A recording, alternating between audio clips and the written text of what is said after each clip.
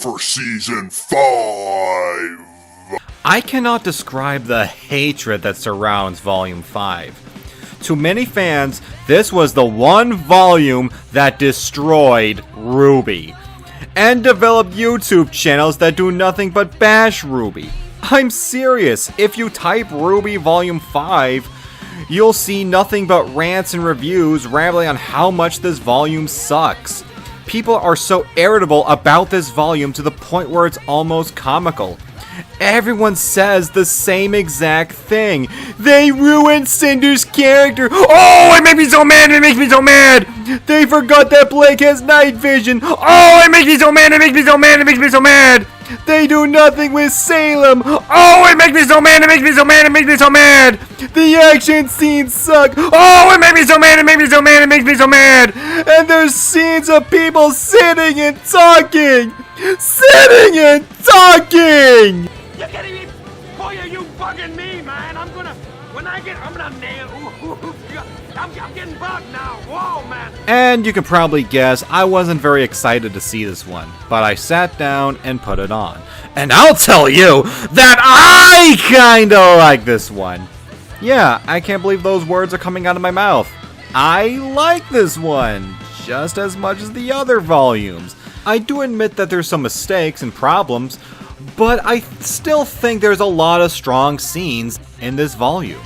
Team Ranger and Crow have finally made it to Haven Academy, but all the huntsmen are nowhere to be seen. It turns out that Haven's professor, Lionheart, has sent all the faculty away, leaving the Relic of Knowledge unprotected.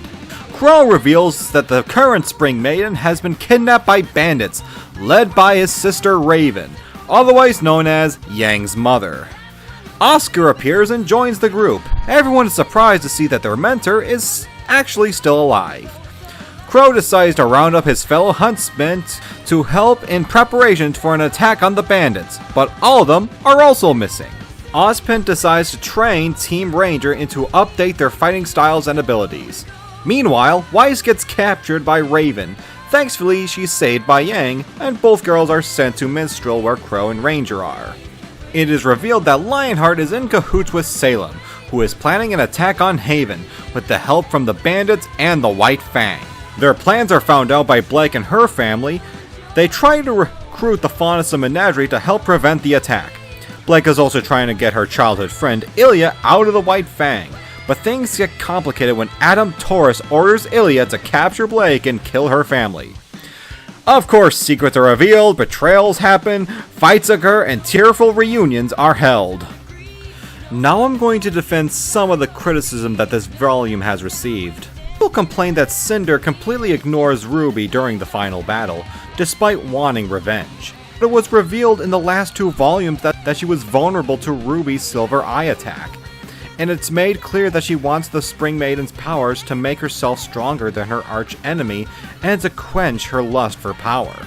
People complained about the action scenes, but I would argue that there were some good ones, like Yang fighting the bandits, the dogfight between Weiss and the Wasp Grim, the house invasion, and the final fight between Cinder and Raven.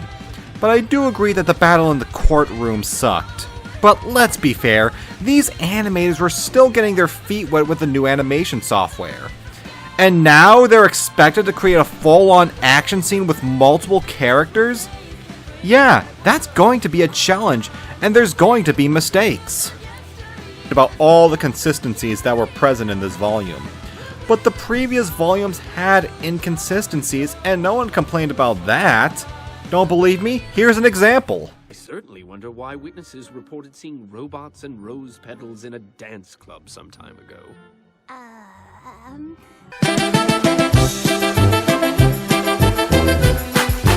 Do I have complaints of my own? Yes, I do. I think the chapters begin and end at inappropriate spots.